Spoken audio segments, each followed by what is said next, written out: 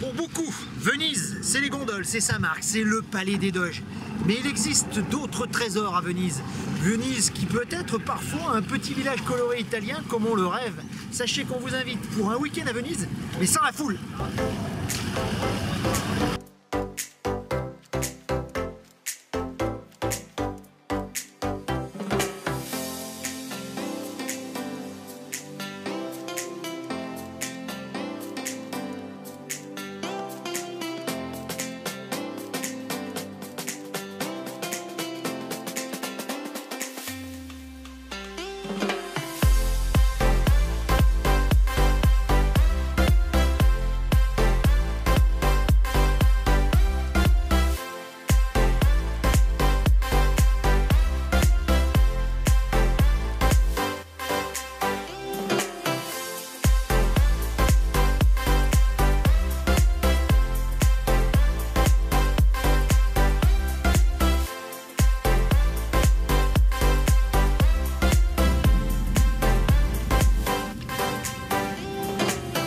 Allez, dernier épisode de notre week-end à Venise. On s'est excentré, on est sur la plus grande île de la lagune. Nous sommes sur l'île des Verriers, Murano. Et demain, nous irons visiter Burano et Torcello, les îles qui sont juste à côté. Et vous verrez que ce sont des petites merveilles. Des Venises en miniature, à quoi? À 10 minutes, un quart d'heure à peine de la grande Venise. Et authentique. Bon, le soir surtout pour Murano, sinon il y a beaucoup de monde qui viennent acheter du verre. Mais pour le reste, on va essayer de vous dégoter quelques bonnes adresses et quelques bons plans sur ces trois îles.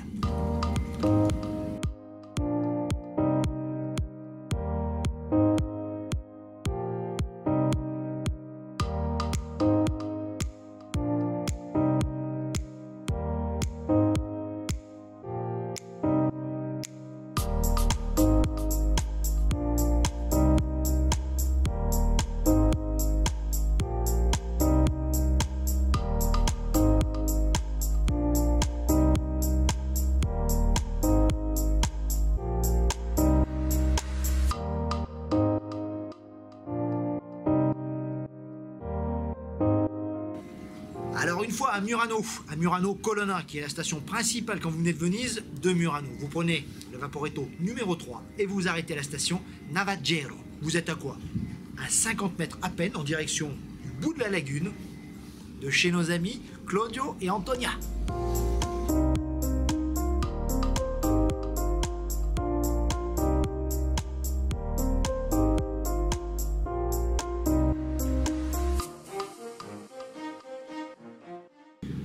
On vous a dégoté sur l'île de Murano une bonne petite adresse comme on aime, Casa sulla Laguna. On peut pas être plus sur la lagune, on est sur la pointe de Murano, Venise en face, Saint-Marc, etc. Extraordinaire. Alors certes, la maison derrière moi n'a pas, c'est pas un palais comme on a dormi pour Pisani par exemple, mais elle a un charme fou et surtout leurs propriétaires, les propriétaires sont super sympas, très accueillants. Ils nous réconcilient avec les Vénitiens, ça c'est sûr.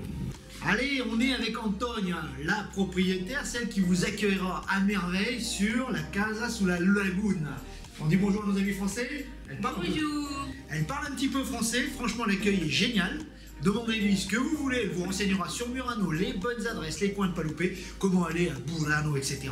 C'est la belle adresse qu'on a trouvée sur Murano, spécial Club des Baroudeurs. Merci. Merci. Je suis avec le propriétaire des lieux, Claudio. Alors, il parle un petit peu français quand même, hein. Il a eu une maison à Saint-Tropez pendant des années, donc le gars connaît la France. Et là, il nous a dégoté une petite maison, mais alors, sur la lagune, c'est une des super adresses. Et il est super sympa, mon Claudio.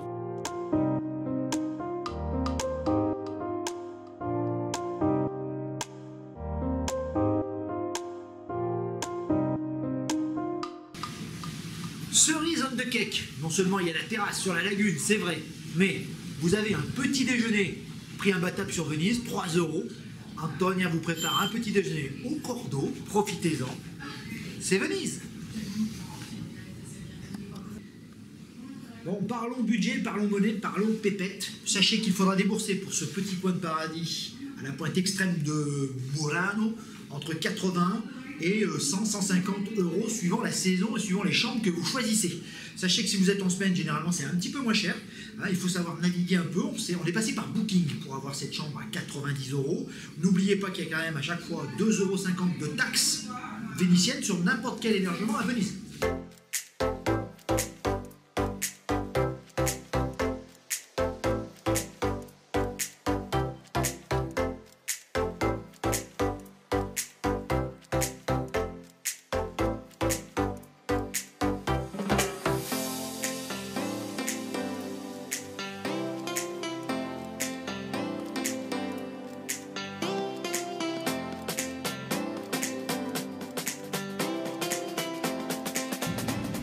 Murano aussi a son grand canal. Et c'est vrai que le soir, quand tous les touristes sont partis et que vous logez sur l'île, on se promène au milieu, au bord du canal. C'est assez faramineux.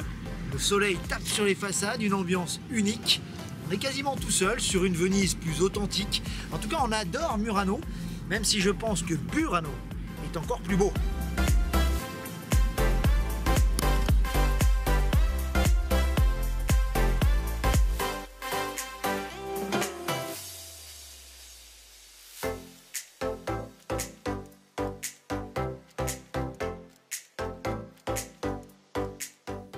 Murano, c'est la plus grande île de la lagune, à peine 1 km au nord de Venise.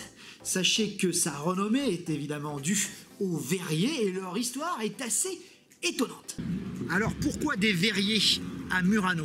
Il faut savoir qu'avant le XIIe siècle, l'industrie du verre était très répandue à Venise, mais par peur des incendies et du brasier général qui ont eu lieu quand même à Venise, on a obligé, c'est un décret finalement de la Sérénissime qui va changer à jamais le destin de Murano, obligeant les verriers à s'installer ici. La renommée des verriers de Murano allait très vite devenir internationale. Tous les grands d'Europe vont visiter Murano et acheter ici leurs verreries, etc. Sachez également que pour l'anecdote, Louis XIV arrivera à débaucher certains verriers de Murano pour la Galerie des Glaces à Versailles et que des espions vénitiens avaient été envoyés sur place pour les zigouiller.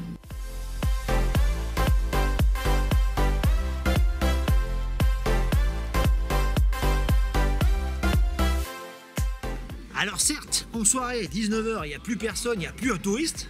Enfin, il n'y a pas non plus un restaurant à l'horizon, il doit en avoir un ou deux. Difficile de trouver une bonne adresse sur Murano, on va quand même essayer.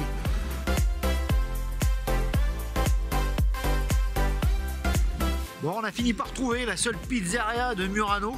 Et juste là, on n'est pas très loin finalement de notre petite casa sous la lagune, hein, juste en face de l'église. On passe le pont. C'est juste derrière. Bon voilà, les pizzerias ont l'air plutôt correctes, c'est pas très cher. Donc on va se boire un petit verre de vin et manger une bonne pizza. Et puis on va se rentrer quoi.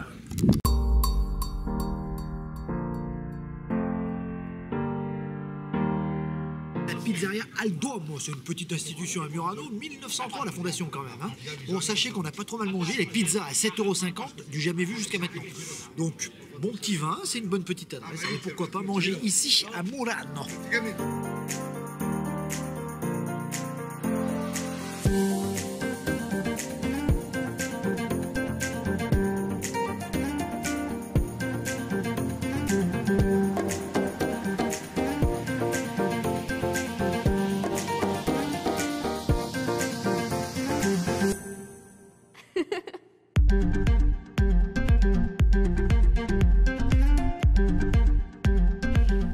Alors, à part acheter du verre, que faire à Murano? Pas grand chose, il y a quand même un beau musée si vous voulez rester dans le thème du verre, qui est vraiment très beau, et surtout dans un palais extraordinairement beau, l'un des plus beaux de Murano. C'est peut-être ça, finalement, le trésor de l'île. Sachez également que vous pouvez visiter la basilique Santa Maria e Donato, un très bel exemple d'église d'inspiration byzantine qui date du XIIe siècle. Murano, le bilan conviendra parfaitement à ceux qui souhaitent loger au calme, mais à quelques 10-15 minutes à peine de Venise. De plus, c'est le point de départ idéal pour aller visiter Burano, un peu plus loin, et Torcello. Alors, comment se rendre à Burano et à Torcello depuis notre casa sulla laguna, hein, sur l'île de Murano? Sachez que c'est assez simple. On prend un premier vaporetto derrière moi. L'arrêt Navagero, je vous en ai parlé hier. Hein, on prend ce vaporetto qui vous amène de l'autre côté du canal à Faro. Et là, le vaporetto numéro 12 vous amènera directement une vingtaine de minutes à Burano. Torcello, il faudra continuer ensuite. Mais c'est assez simple finalement de se rendre sur ces deux petites îles du bout du monde avec ces belles maisons colorées.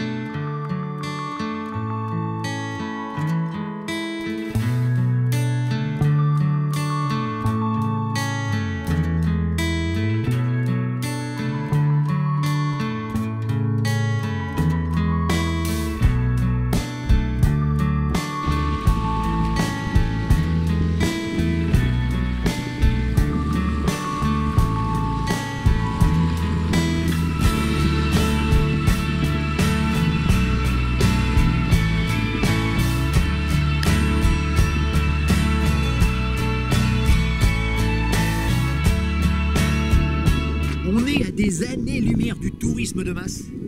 De Venise au fond là-bas, dont on distingue encore le campanile de San Marco. Sachez que cette île-jardin est remarquable. Alors certes, il y a du tourisme dans l'artère principale avec le petit canal, mais dès qu'on s'éloigne un peu, on est seul au monde. Et ça, c'est magnifique et ça n'a pas de prix. C'est vraiment hors des sentiers battus. Burano.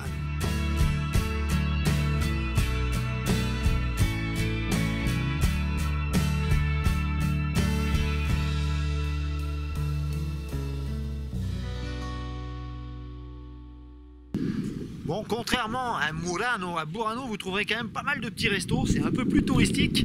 Les gens y viennent pour y manger à midi notamment. Il n'y a pas beaucoup de logements par contre. Je suis pas sûr que vous arriviez à trouver quelque chose. Bon, vaut mieux comme nous loger à Murano et venir se balader le matin de bonne heure sur Burano pour pique-niquer ou autre.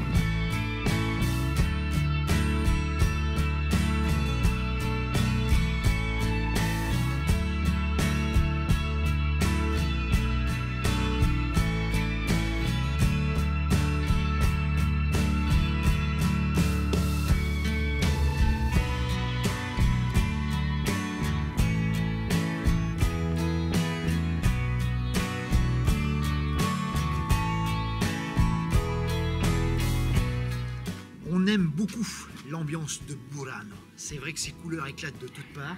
Esprit village, un peu comme à Murano, mais en plus joli encore. On vous conseille vivement de venir dès l'aube, à 8h, 9h du matin, avant 9h, avant que les touristes arrivent. Et là, la petite île est à vous, et c'est assez extraordinaire. Passer ce temps, c'est vrai qu'il y a énormément de touristes qui débarquent, c'est beaucoup moins agréable. Mais on peut encore se perdre dans le lacis de ces ruelles colorées, sans personne. C'est ça aussi la magie de Burano.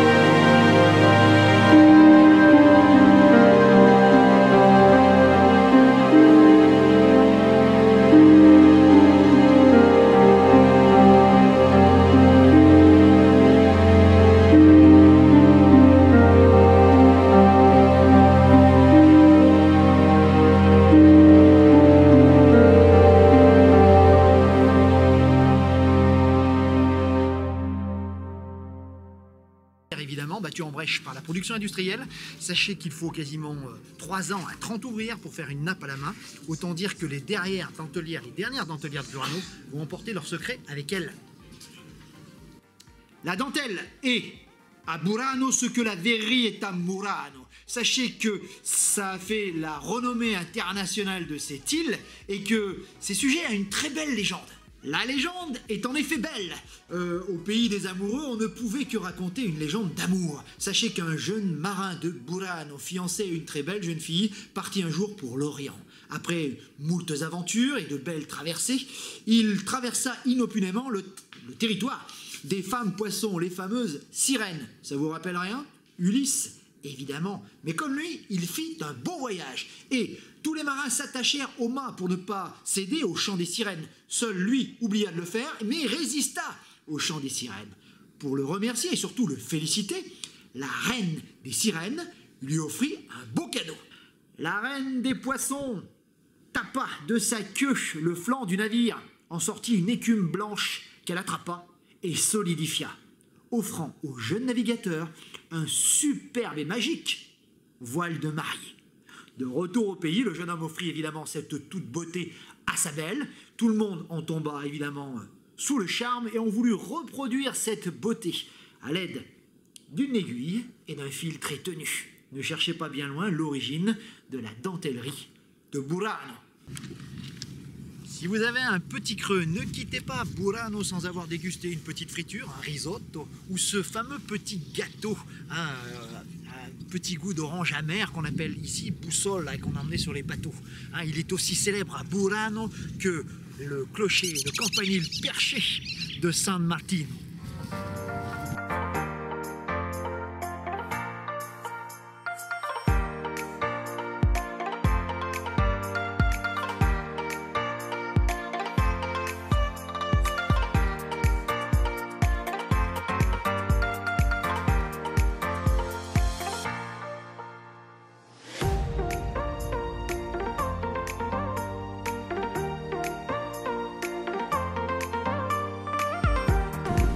Torcello, à quelques minutes de bateau de Burano, c'est un peu la Venise des origines. C'est là que tout a commencé et que les premiers Vénitiens, en tout cas les premiers habitants de la Vénétie, sont venus s'installer, fuyant les barbares d'Attila, d'abord les Goths ensuite.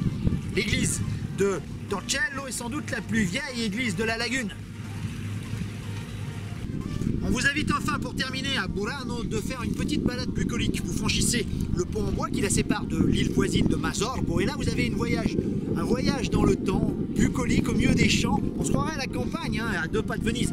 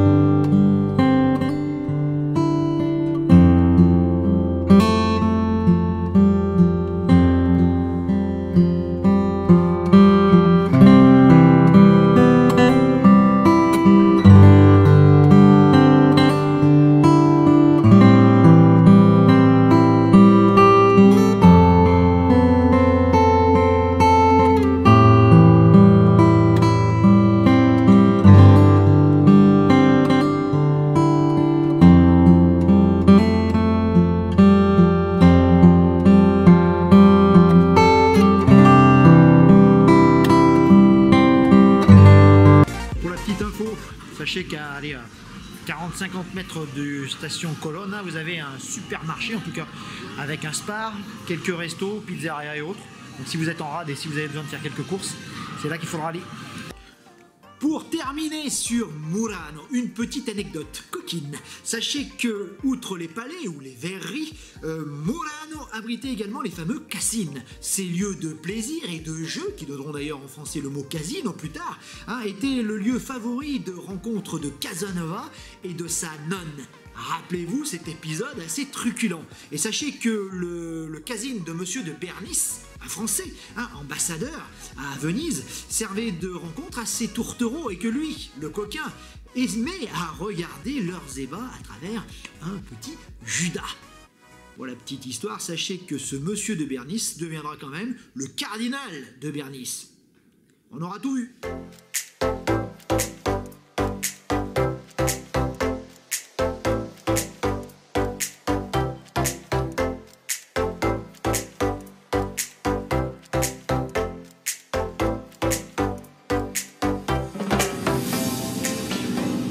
nous quittons Murano. Sachez que pour rejoindre l'aéroport, nul besoin de repasser par Santa Lucia et prendre le train comme nous l'avons fait à l'aller. Sachez qu'il existe des navettes spéciales à Laguna, derrière moi, qui se prennent au niveau de la station Colonne, où nous sommes. 8 € le billet pour y aller, 30 minutes, c'est assez court et c'est très rapide. Sachez qu'il y en a toutes les 30 minutes. On prend la nôtre à 14h10. C'est parti. Bon voilà, nous quittons Venise avec regret. Comme disait François Mauriac, on ne quitte pas Venise, on s'en arrache.